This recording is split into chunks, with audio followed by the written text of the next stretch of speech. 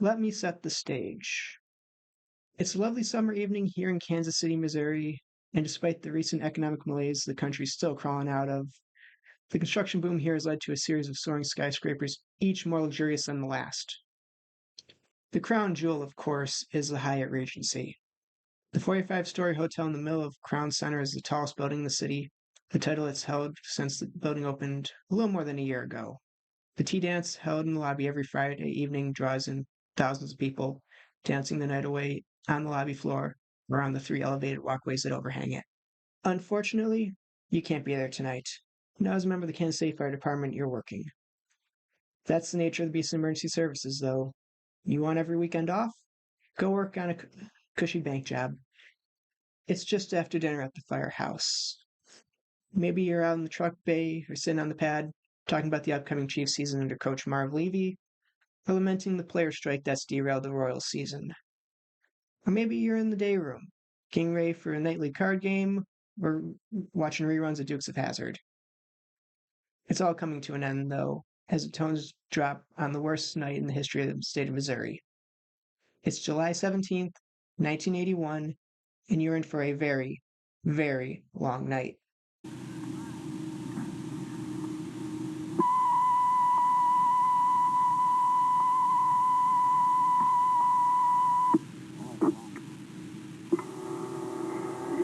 Crew 102, pumpers 2, 8, 9, trucks 2 and 6. This is reported to be some kind of a collapse of a building or something of the sort at the Hyatt Regency in Pershing and McGee. It's the Hyatt Regency Hotel. Car 102, pumpers 2, 8, 9, trucks 2 and 6. Okay, since we've got a couple minutes before we get to the scene of the deadliest structural collapse in U.S. history until the Twin Towers lost their fight with a pair of 737s, let's get down to what happened. Mind you, this is only going to be the bare bones basics of what happened. I'm a firefighter, not a structural engineer. My specialty is in what happens after everything goes wrong, not what led to that point. You want to know how badly the designers and builders screwed up? There's plenty of YouTube videos out there that go over it in excruciating detail. Long story short, so many corners were cut in the design and construction process of this crown jewel, I'm genuinely surprised the building didn't end up looking like a 45-story barrel.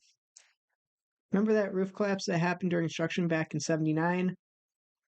That turned out to be a pretty big canary in this coal mine of questionable design and construction choices.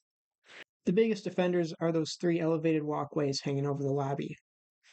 Because the designers underestimated the physics involved, each 30-ton walkway was only held up by 6 tie rods that could barely support the structure's own weight, never mind any additional load like a bunch of people dancing on it.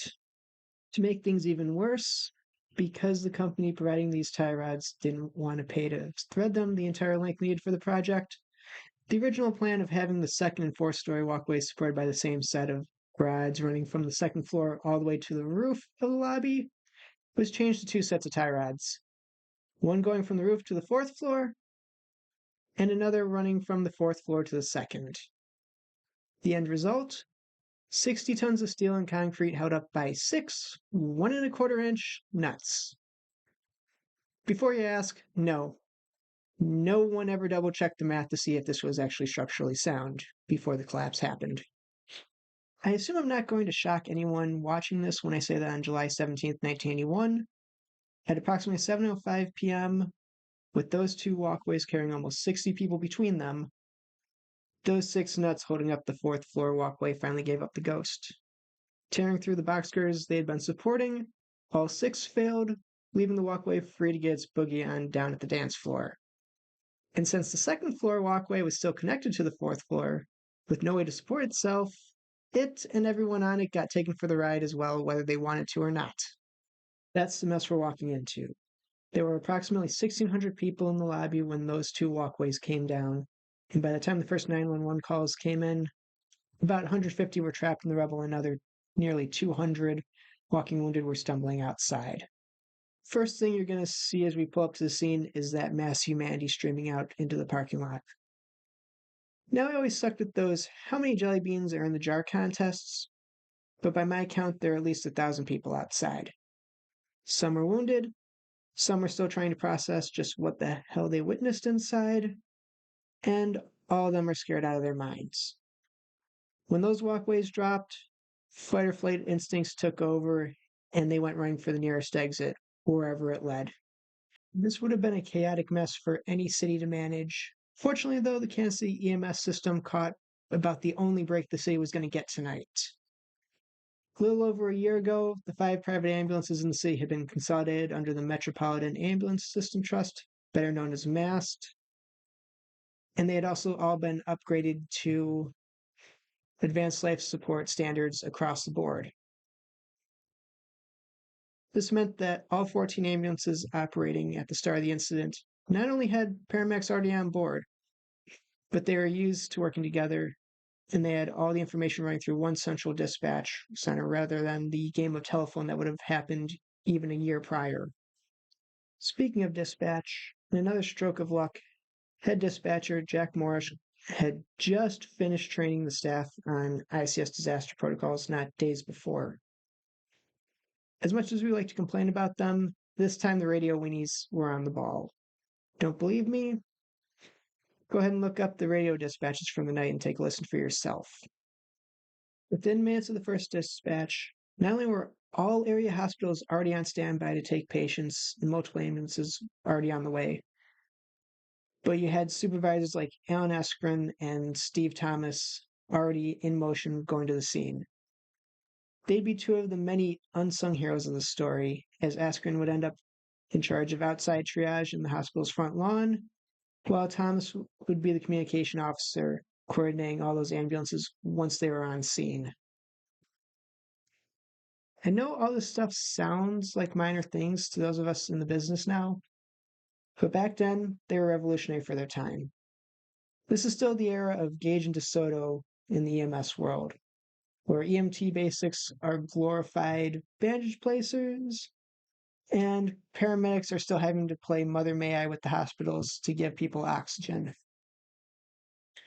The incident command system, far from being the national standard every rookie fresh out of the academy at least understands the basics of, was still an experiment out in California known as the Field Command Operations System. These things, adopted months or even days prior, saved countless lives. Now we're going to have to get into the dark nitty-gritty here for a second, because some of you are going to get stuck on triage duty.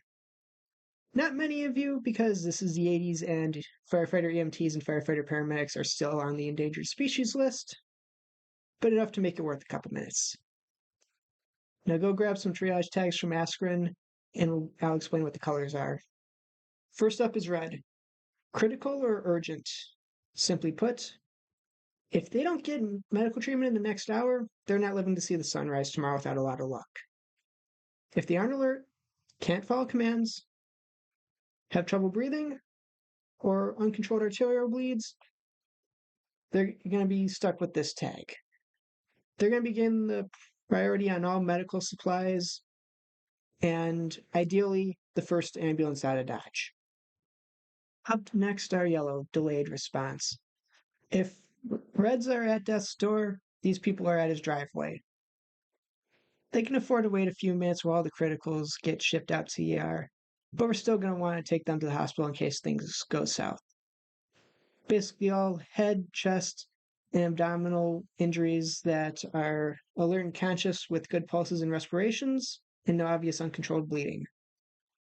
Keep an eye on them all the same and reevaluate them when you get a chance, just in case there are signs of internal hemorrhaging or they start deteriorating to the point they become reds.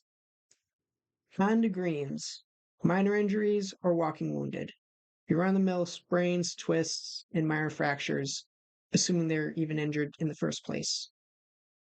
Basically, anything extremity that didn't poke a hole in your brachiofemoral arteries. Sounds stupid to include these, especially with everything going on, but you'd be surprised how often the mechanism of injury in these things boils down to trying to run for your life in 6-inch heels. This is going to be your basic first aid, your slings, swaths, and sets. You're going to be checking for extremity pulses to make sure everything's still getting blood flow. And then you're going to be sending them to the hospital that's not being used as a primary trauma center at the moment. And finally, black. Deceased or expected if you're trying to be nice with your terminology. People who are either already dead or have injuries so grievous that their best case scenario is dying on the operating table. This will be more of a thing inside. We're still going to cover it just on the off chance somebody dragged a body out here looking for first aid. If there's no pulse, no respirations, and no response to stimuli, mark them with this and move on. I know it feels cold, I know it feels heartless, but that's the reality of what we're dealing with. We're not using this label because we're lazy or psychotic, because it's the reality of the situation. Bringing people back from the dead through CPR is extremely resource intensive in material, people, and time. And we're scraping the bottom of the barrel for all three, not just here on scene, but at the hospitals too. The entire system's being stressed by an event that's quadrupled the normal patient load for the day, on top of that normal patient load. And shipping a corpse to KC General isn't going to be doing anyone any favors. Now that that's out of the way, let's get inside. I also have to be honest with you here. Each of these walkways was constructed of three 10-ton slabs of steel, concrete, and glass. And when those slabs hit the ground, they're moving somewhere between 10 and 20 meters per second when they did so. Those box girders on the sides were especially horrific, slamming into the ground like blunt guillotines, crushing and cutting everything in their path. It's not pretty in there. If you need to skip what I'm about to describe, or you need to pause it for a minute after I'm done, I won't blame you. The quotes I'm putting on the screen are only a sliver of the experiences hundreds of firefighters, EMS personnel, and doctors that responded to the hotel dealt with. They all described the aftermath of the collapse as if a bomb had detonated in the lobby, and with good reason. Rescuers waded through pools of blood, stepping over amputated limbs, decapitated heads, and bodies cut in half in every way imaginable. When the rescue effort finally got to cutting and moving those walkways, rescuers often had to cut through the dead to get to the living. This is the part of the job no one tells you about. Scenes like this have more in common with the opening of a Final Destination movie or the Saw franchise than any TV show like Chicago Fire or Emergency. The things you see, the decisions you make, they haunt you for the rest of your life. Okay, everyone back with me? Good, because we've got people to save and a pile of rubble to show who's boss. Now, step one, secure utilities. Oh, you think I'm joking on that? Those walkways had electrical wiring and water lines, which naturally got severed when they came down. Rising water levels from those pipes emptying into the lobby like Niagara Falls are putting trapped victims in danger of drowning. And I really hope I don't have to explain why mixing water and electricity is a bad idea. Thankfully, Deputy Chief Arnett Williams is already on top of that. That by the time we're going to get those utilities secured, we're also going to need to smash in the doors to the lobby with our rigs in order to drain it. Now, with that out of the way, we can get to the rescue itself and those 6 very large elephants in the room. The 10-ton slabs that make up those walkways. Those of you on the job right now are probably thinking of all those fancy pieces of equipment we have. But just work with me for a second and remember, this is 1981. First off, I hope some of you put some thought into cribbing. I know, pieces of wood, how boring. What can I say? I've seen those 4x4s save their fair share of lives both as a volunteer and as a paid firefighter. Cribbing stabilizes the structure. Without a stable structure, you can't use any of that fancy forcible extrication equipment you're all slobbering to use. You better believe the rescue squads in KC emptied their rigs of every last piece of wood they had that night. And you will too if you run into something like this. Now, I'm guessing most of you went straight for the hydraulic tools. Sure, spreaders and rams won't be able to lift the entire structure, But with proper coordination and a little cribbing to capture your progress, you should be able to gain a couple inches to free trapped limbs and pull people out, right? Not so fast. Remember, this is the 1980s.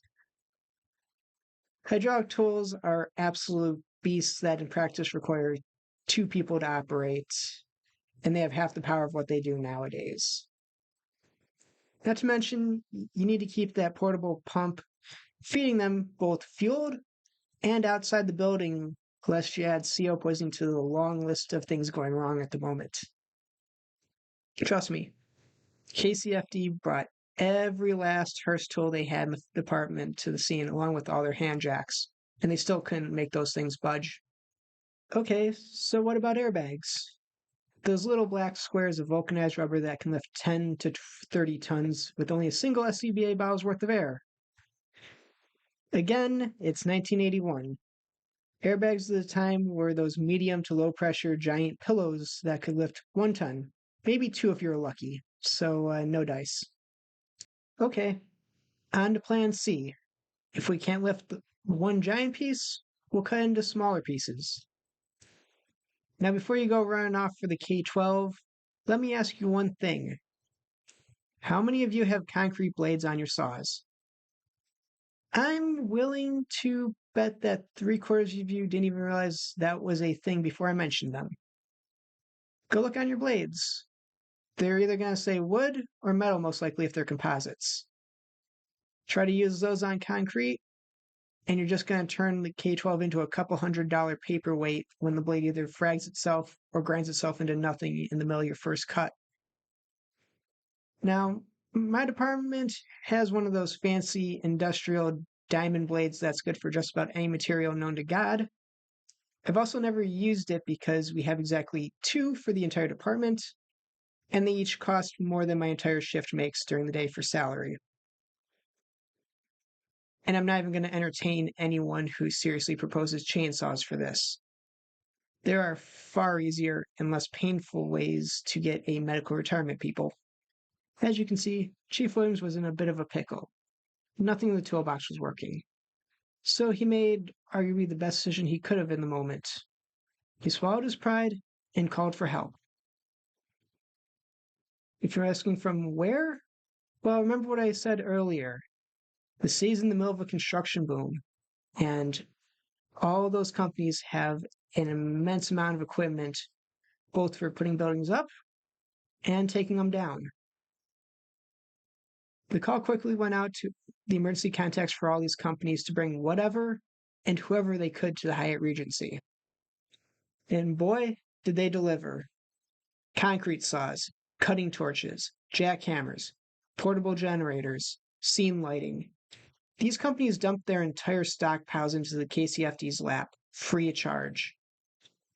4 hours into the rescue operation at 11:05 p.m., a couple of cranes were brought in, and firefighters and construction workers smashed in the 4-story wall of windows that made up the front side of the lobby in order to shove those cranes through the opening to lift the heavier pieces of the walkway. During this entire time, rescue workers were still doing everything in their power to save the lives of those still trapped. Now, truth be told, of that 150 people I told you were trapped under those walkways at the beginning of the video, somewhere between 80 and 100 were dead before the first 911 calls were made. The rest, though, clung to life with the help of EMTs and paramedics under the direction of paramedic Jim Taylor and doctors coming off duty from and sometimes straight off of shifts from hospitals who had arrived on scene after hearing about the incident over the radio. Now, here's where those black tags and all the judgment calls that go with them are going to come into play. Because on top of everything I mentioned earlier, we also have to contend with the fact that it is going to be hours before we can get those people free from that pile of rubble. Is that trapped arm still viable? Or are you better off calling the doc over to amputate it with one of your saws because a living patient missing an arm is better than an intact corpse? Is that trapped patient you're currently talking to going to survive the extrication process? Or are you better off focusing on pain management with a little morphine to peacefully send him off this mortal coil, moving on to the next guy because everything below his L2 vertebrae is the thickness of a quarter pounder, and the hole that his aorta has become is going to bleed out the second you shift that concrete off of him. And remember, this might be your friend, your neighbor, or even, heaven forbids, one of your family members that you're making this decision for. These aren't choices that are easy or guilt-free, and anyone who tells you otherwise either doesn't know what they're saying, is lying, or needs a psych eval. Rescue efforts went through the night, and it wasn't until 7:45 a.m. on the 18th that Mike Williams, the last survivor, was finally pulled free from the rubble after nearly 13 hours. In total, 114 people would die in the walkway collapse. 111 pronounced at the scene, where they were moved to the exhibition hall that had been turned into a makeshift morgue, and 3 more at various Kansas City hospitals. Another 216 were injured, many losing limbs. It could have been a whole lot worse, though. If this accident occurred even a year prior, the initial EMS response would have been a disaster in and of itself. 5 different ambulance companies all rushing to the scene with no communication between each other or between them and the hospitals. No way to backfill stations to keep the city still running while this was going on. No coordination at the scene to make sure only the most severely injured were transported first. Patients dying because they were taken to the hospitals under-equipped to treat them or already at capacity. How many would have died inside without proper triage? And how well would fire and EMS personnel have worked together without that year of training and getting to know each other? Not everything went perfect. KCPD struggled with traffic control, and the combination of people fleeing the scene and KCFD apparatus jamming up the parking lot did delay ambulances until that could be sorted out. Communications inside the structure, thanks to that lovely 80s radio technology, quickly amounted to just Jim Taylor shouting at everyone with a megaphone inside, while runners were sent outside to coordinate everything.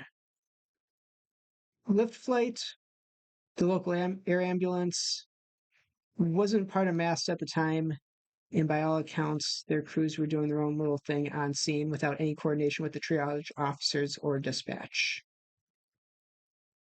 And last but not least, the on-scene supply stockpiles took a bit to be established, as MAST lacked the ability to move reserves from their base stations to the Hyatt, and ended up having a few enterprising EMTs field strip all the ambulances to the bone as soon as they arrived on scene.